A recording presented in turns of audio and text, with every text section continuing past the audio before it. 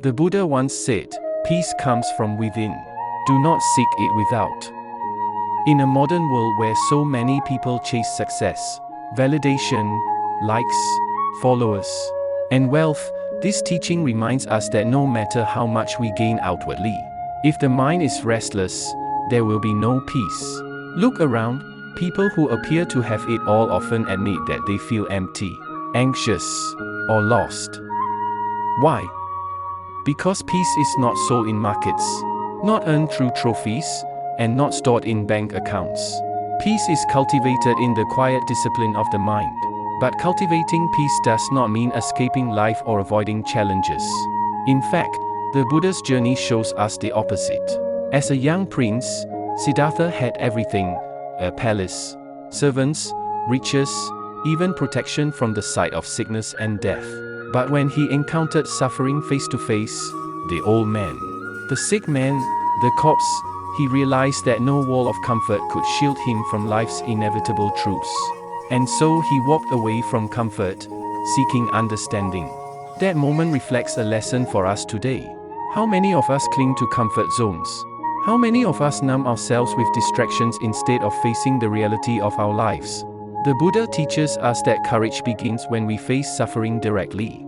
He once said, "All conditioned things are impermanent. When one sees this with wisdom, one turns away from suffering." This is not a call to pessimism. It is a call to awareness. When we accept that change is inevitable, that loss is inevitable, we stop being surprised by it, and we begin to grow resilient. Think about your own life. Perhaps you lost a relationship you cherished. Perhaps you lost a job you depended on. Perhaps you lost time to regret or fear. The teaching of impermanence is not meant to make you hopeless. It is meant to make you free. If you truly see that everything is changing, you learn not to cling too tightly to what will pass away. You learn instead to treasure the moment you have. The Buddha said, "Do not dwell in the past. Do not dream of the future. Concentrate the mind on the present moment." In those words lies an answer to one of the greatest modern illnesses: distraction. Our minds are endlessly pulled by notifications, by comparisons, by worries. Yet when we bring the mind to the present, even for a few breaths, life feels whole again.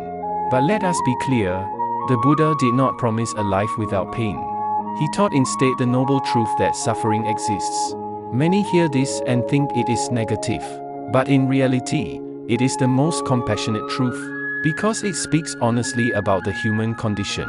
In this world, hate never yet dispelled hate. Only love dispels hate. This is the law, ancient and inexhaustible. Imagine if leaders, families, and communities truly lived by this. How much conflict could dissolve if people chose love instead of hatred, compassion instead of revenge? Our modern motivational world often tells us, push harder, grind, hustle until you succeed.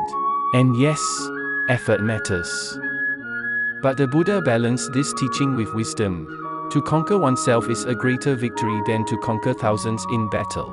What is the use of conquering the world if we remain slaves to our anger, jealousy, or fear? The true victory is mastery of the mind. Yet mastery does not come from extremes.